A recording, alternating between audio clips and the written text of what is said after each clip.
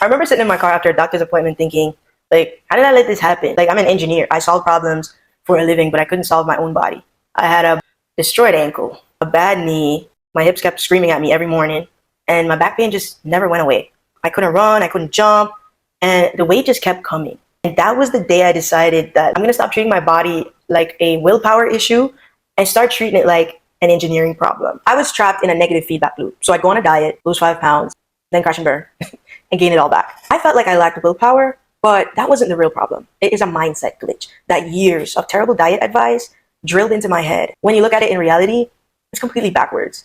It's this all or nothing operating system that makes long-term success just impossible. If you've ever had one bad meal and you were like, I ruined everything, then you have this glitch. And in this video, I am going to show you exactly how to expose the glitch, and I'm going to give you my exact 6-week plan that helped me to reprogram that bad thinking. This is the same program I use now with my one-on-one clients for weight loss coaching. I am going to help you build a resilient mindset so you can get the results that your effort deserves. I call this the perfectionist glitch. It's this voice in your head that keeps screaming at you to be perfect 100% of the time.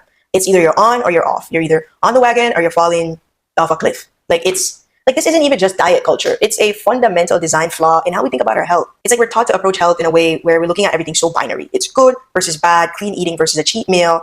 And this mindset, it just locks you into a cycle where you start something new, you're following all the rules, you're trying to be super perfect, then stress hits you. Something unpredictable happens and your system just sees you as a failure. You eat one slice of cake and you're a failure. And you're just like, all right, I'll just start over on Monday. And then Monday turns into next weekend, and then next weekend turns into never. Before you know it, you didn't complete the plan that you started. Engineer, I see this as a terrible design flaw.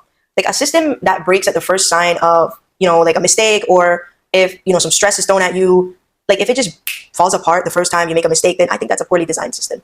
Thinking convinced me that if I missed one workout, or if I skipped the gym because my back pain was flaring up, that, I'm a failure. Like the plan is washed, like everything's washed. It's the entire week was washed. It's so psychologically destructive, and it's designed to make you believe that you are the point of failure. Here's the brutal truth. This perfectionist glitch doesn't just sabotage your fat loss journey, it reverses it. Like every single time you start something and you crash and burn, it's like you're stress testing your metabolism and your psychological systems, and in the worst way. And all that's gonna do is erode your self-esteem. And it's like, I eventually started to believe, I can't stick to a plan, I can never stick to a plan, like losing weight is hard. And it's like, once you start saying stuff like that, your brain starts looking for data to prove you right. It becomes like a self-fulfilling prophecy. And that's not what we want. This was something I couldn't keep up with. With my injuries, I couldn't just go outside and go for a run to burn off the burger. So I had to re-engineer a system that works better. I had to go to the root cause of the issue, which was the all or nothing mindset. That just keeps you in this loop of everything you do is not good enough. Any effort you make is not good enough. It keeps you stuck. It ignores one of the most important things for success, which is sustainability. You have to be able to keep it up. It forces you to abandon projects that you're working on and just chase this impossible level of perfection. How do we fix this? We have to approach it like an engineer, right? Let's delete the glitch from your brain and let's reprogram it and install a brand new system. Progress over perfection. The goal is really to live by the 80-20 rule. So 80% of the time, I'm sticking to my plan. 20% of the time, that's just for life. That's for treats. That's if I want to go out and get drinks. This small change made the biggest difference in my life. It helped me to stop eliminating foods, being super restrictive, and then going back and then binging. So it's like mindset. I'm giving you a 6-week challenge. This is not a quick fix. I created this to help you to build sound habits. Every single week, we're going to have a different theme. And what we're going to do is we're going to build small wins and stack them so that we build momentum over time. The whole point of this is really to monitor yourself like you would a project. Like keep track of all the data and make choices that guarantee you're going to win. Forget goals like I want to lose 30 pounds. No. We're going to start setting SMART goals, right? Specific, measurable, achievable, realistic or relevant, and it's time bound. Here's the engineering hack. We're only going to focus on the process, not the end goal. So what that might look like for you this week is 4 days out of the week, I'm going to go to the gym and do a low impact workout. These are things that you can actually control.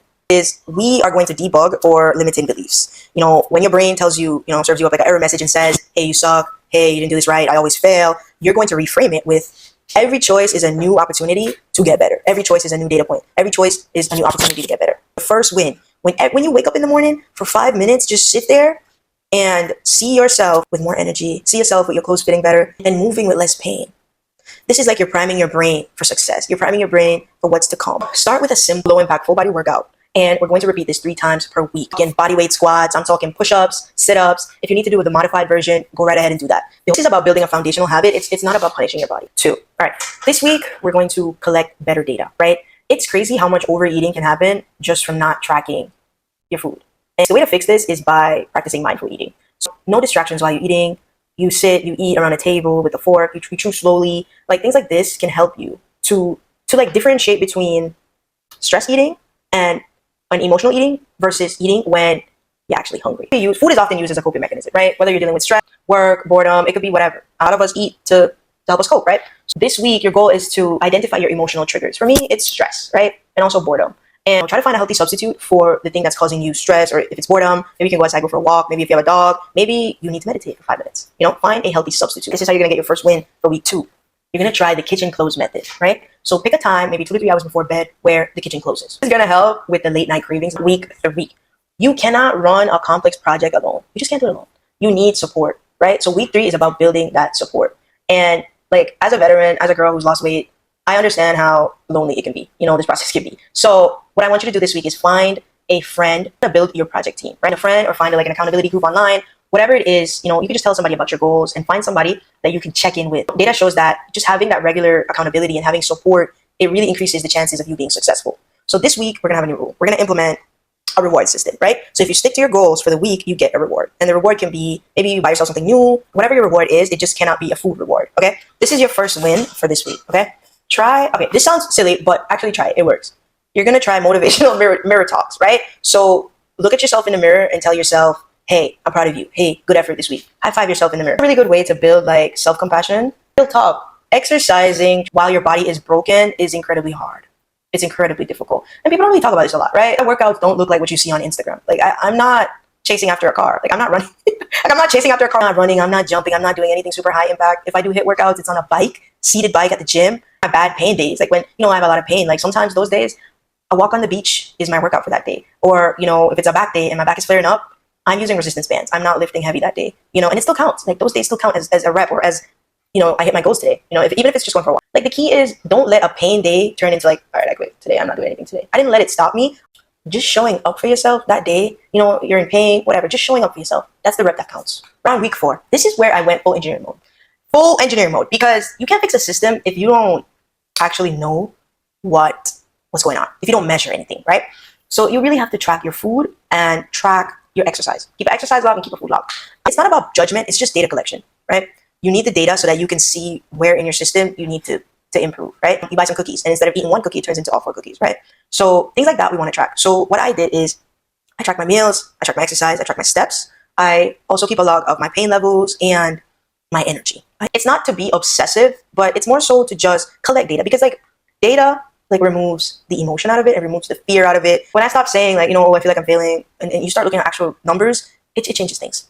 The new rule for week 4 is we're becoming problem solvers, right? So look at your data, look at your log, look at where you're struggling, right? So that you can plan ahead. So maybe for you, it's like, I don't know, afternoon energy crash, weekends you mess up, or like now you can design a system to fix that, right? Just having a high protein snack always when I was at work helps me. This is how you're gonna get your first win for week 4. And this is a portion control hack, right? So what you're gonna do is fill half of your plate with green leafy veggies, no starchy veggies, right? This is like a ratio hack where you get to eat a lot more food, but on less calories, right? So you want to stay in a calorie deficit of about 300 to 500 calories. Make protein and fiber like the most important macros in your diet. All right. So week 5 is about celebrating your non-scale victories and your resilience. The scale is just one data point, right? And there's so many things, there's a million things that can impact the scale. So what we're going to do is use a better indicator of how well you've been doing, right? So what I want you to do is take a picture of yourself. Compare your photo to when you first started. How are your clothes fitting? Do you have more energy? Can you get up a flight of stairs without gasping for air? It's going to tell us if your system is working. New rule for week 5 is this week we're going to practice letting go of past failures. Practice acceptance, really. So let's say you have a craving. Accept the fact that you have a craving. Just make a mental note of that and allow it to pass. This is where you're going to build confidence in the system that you've created. And just know that you deserve to be healthy and feel strong. Here's how you're going to get your first win for week 5. You're going to start hacking your home environment. So if you have junk food in the house, get rid of it. Like if it's in the house and you see it, you're going to eat it. So what you want to do is hack your environment. Just make your home a safe zone. No distractions, no cravings. Like keep the rewards for special occasions. When you go out to eat, you have some chocolate cake. Don't keep it in the house. It's really about controlling your operational environment, right? Instead of focusing on the high impact workout that you can't do or the run club that you're never going to join, focus on maybe things that you can control. So you can increase your steps for the day. You can add another set to a low impact strength workout that you're already doing, right? And like just focusing on these little small things, just making these small changes is going to lead to massive, massive, massive, massive results. Congratulations. You made it to the final week, but this is really just the beginning. Like the goal was never a short-term 6-week plan. No, it's to build a sustainable lifestyle that you can continue long term, right? Now, use the data that you've just collected over the last 5 weeks to create a long-term sustainable plan that you will follow. About maintenance, like what can you maintain? What can you keep up? If you can't keep it up, you might just fail. This is the new rule, right? We're going to focus on relapse prevention. So you are going to have a bad day. Something is going to happen that knocks you off track. Having one bad day, okay, whatever, that's an anomaly. But the rule is really don't miss it twice. Never miss twice, right? So you have a bad day, then you get back on track. Like a bad day is like an anomaly, but like 2 days, that's a system failure, right? Here's how you're gonna get your first win for week 6.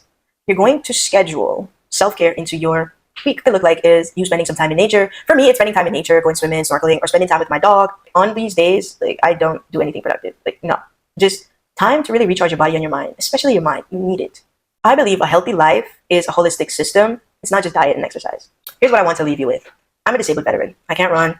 I can't jump. I have chronic pain. And I still lost 30 pounds in 90 days by following a simple system, eating simple meals and doing exercises that my body allowed me to do. So like if you've been injured or like your body has been through something, I get it. If you've tried every diet and nothing has worked, I get it. If you're sitting there watching everybody take Ozempic and you're wondering if you're the problem, you're not. You just need a better system. And if you want me to build that system specifically for you, I have limited spots open for one-on-one coaching. Apply in the description below. I'm Renee Morgan, and you don't need a perfect body. You need a system that works for the body that you already have.